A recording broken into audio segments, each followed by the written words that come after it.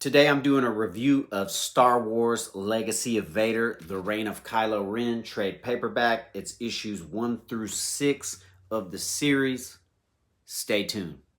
NERDCORE, the sickest channel around. Subscribe, bruh. Real quick, this is written by Thomas Soule. It's drawn by Luke Ross, does the art on issues 1 through 3 and number 6. And Stefano, Raffaele, I think is the name. But I thought that these were pretty good art. I hate a lot of new comic art, but this art was pretty cool, man. It's like, it had like the cross hatching in it and like a little bit of, I don't know, it reminded me of like, you know, as close as we can get to like 90s art as they would do these days. Now, if you want to read the back of that, here you go, pause that. But we're about to talk about the whole book, so hopefully you won't need to. All right. Starts out with this dude that apparently like served Vader. And he's talking about how like after Vader died, he waited and he waited. He got so old they had to like rebuild his body while he was waiting for Vader. And here's Kylo. And but I think it looks kind of stupid. Like it's in this weird like walking machine with just his head in there. But whatever, that was kind of corny. But he sees there's a new motherfucker in charge, a head supreme leader. And I know y'all hate, not y'all, but a lot of people hate Kylo Ren, dude. But I loved him. He's my favorite Sith. I know there's a lot of problems with those movies, but he rules. And like I said, the art on this looks cool. It's showing him as the supreme leader. It's showing that he's wild. And not wild, but like very egotistical. He tells homeboy to build him a throne. He's like, yo, we got to kill the resistance because they killed this fool, but you know they didn't. He did.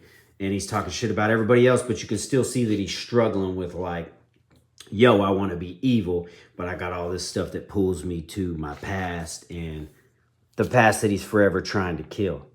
But he's still up in here acting like an asshole, punking this dude out. Yo, build me a throne. Don't try to think of no shit for yourself, like you know what's going on, like you're running it. And he's in here talking to the Darth Vader mask, and he's like, bro, I gotta go kill your past, dog. So he sets out on a journey to all these spots where Vader was born, where Vader came from, to smoke these fools. And he's gonna get some help and some guidance from that weird dude who's obsessed with Vader and waited for him forever. There's some cool like action scenes in here, some fights. Like I said, I love the art. As far as new comic book art goes, I like this art a lot. And he runs into this dude and he's about to kill him, but homie's like, hold up, dog. I can help you. I can help you uncover Vader's past, show you the challenges, make you a new man. And there's a real struggle in here the whole time about how like Kylo Ren's telling this dude, nah, dude, fuck his past. And homie keeps edging him on, like promising him like, yo, I got more to show you. I got more stuff that's gonna like help you out and, you know, reach your true potential. But then, you know, he's reminiscing on his past and it still seems like some of that old shit kind of like weighs heavy on his heart. You know what I'm saying? Even though he's trying to go full evil. And yo, these fools pop up and try to rob him. And he's pretty sassy in here, as always. These motherfuckers are like, make it tough for you, keep your hands up and away from your weapons. And he's like, these hands? And you know he's finna use the force, or the dark side force, or whatever the fuck, to fuck these fools up. And he does. And he erases Anakin's name off the fucking wall, bro. With that lightsaber. So yeah, my boy's in savage mode. And next, he's going to this spot where one of the huts is, try to kill off that little nugget of his grandfather's past. And he gets in here and he thinks shit's under control because he fucked a lot of dudes up. But the hut somehow has a little force user with him that takes his fucking lightsaber. And then they chain him up and they straight torturing his ass, bruh. And you think that he's gonna bitch out and give in, but he actually uses this torture to like, I guess like Super Saiyan power his ass up and he breaks free. So I guess that was a leap forward in his evil or a leap forward in his power or something. But he's thinking about Darth Vader fucking everybody up. And he's like hallucinating and shit. And then Vader comes to him and he's like, yo, speak to me, grandfather. And then he's like, everything that made me great, I did it on my own. So that gets him hyped up. He fucking blasts up out of the chains. Obviously fucks some motherfuckers up. He's out here killing animals. He's out here killing animals wearing them motherfuckers as suits, bro. So whatever that hut torture did to your boy, fucking got him pumped up, dog. He's on some next level shit now. He's hyped. He's ready to go. He's ready to get it. He's ready to kill that past. For some reason, bro, he goes back to Naboo and tries to get these fools to like, he acts like he's a different dude. Well, first he's learning about Anakin's past and his grandfather's 1 week thing, which was his girl, but it did turn him fully evil eventually.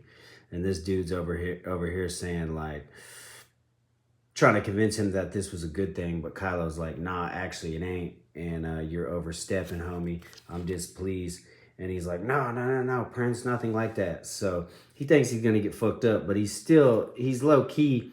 I'm not sure if he's trying to help Kylo or manipulate him, but Kylo goes back here to Naboo.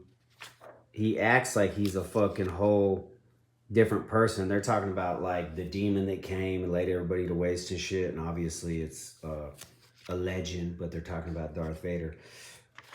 And he comes back here and tries to act like he's like after he talks shit to these fools and tells them they're weak and helps them out. So he goes back here and he tells Hux or whatever the fuck his name is, yo, let's attack these fools. But then he goes in here as a double agent and acts like he's some other dude, fucks these homies up, and tries to get them to rebel against his own people. And I don't know what his angle with that is, but I guess it's obviously to like kill this whole place off and kill that other part of Vader's past. So he goes through with that, which is weird. Weird flex, bro. Get some motherfuckers into an uprising to kill your own people. He even tells them how to fuck up his own shit, dude. And right when they're about to destroy this whole place, he tells his general homie, Hux or whatever his name is, I think that's that dude's name, like, yo, don't do it. And that dude gets pissed, questions Kylo, but then of course gets punked out for questioning him. Because that's what happens when you fuck with the Supreme Leader, bro. He's sassy. He don't like no bullshit. Kylo flies in himself in his own fucking little fighter jet. Takes these motherfuckers out on his own. But he comes back. They got his throne built. He's fucking getting sassy with Hux. He says, I know all of this makes you feel small, but it's not your job or your role to feel large. And homie's like, of course, Supreme Leader. And you know, man, he's always talking shit to his dude. That's probably why this motherfucker turns on him later. But that veiny dude, that weird dude's manipulating him. He's like, basically like, yo, you ain't gonna be great until you go out on your own and kill a fucking Jedi. And I know where one is. So Kylo's out on his own. And I'm liking this story so far, bro. Like I said, man, I know a lot of motherfuckers don't like Kylo Ren, but I like him. I want to hear more about his lore. And this comic does show the complexity of his character, a dude that's at war and battle. And so he goes in here and he's like, he's trying to play it coy at first. He's like, you know anybody strange in town? But you know the motherfucker has a short fuse. So he's like, nah, this is ridiculous. Just tell me what I want. Fucking, where's the Jedi? And then he finds out. He fucks around and finds out, bro. This weird looking Jedi takes his fucking saber, dog. And that's where it ends. And damn, dude, I wanted it to keep going, man, because I was enjoying the story. But we got variant covers of shit in the back, which most books do. And, you know, those are pretty cool. We like to see those. So, like I said, final thoughts. Overall, I think it's a pretty good story, pretty good plot. It hinges or alludes to, or whatever the fuck you want to say, a lot of, you know, his development in the movies, which everybody hated, which I think he was cool in, even though there was some sloppiness to the movies. Anyway, I digress. Pretty good. I recommend checking it out, and I'll probably pick up the next trade paperback. Let me know what y'all think about it in the comments below. As always, I appreciate you watching. Much love and respect. Peace.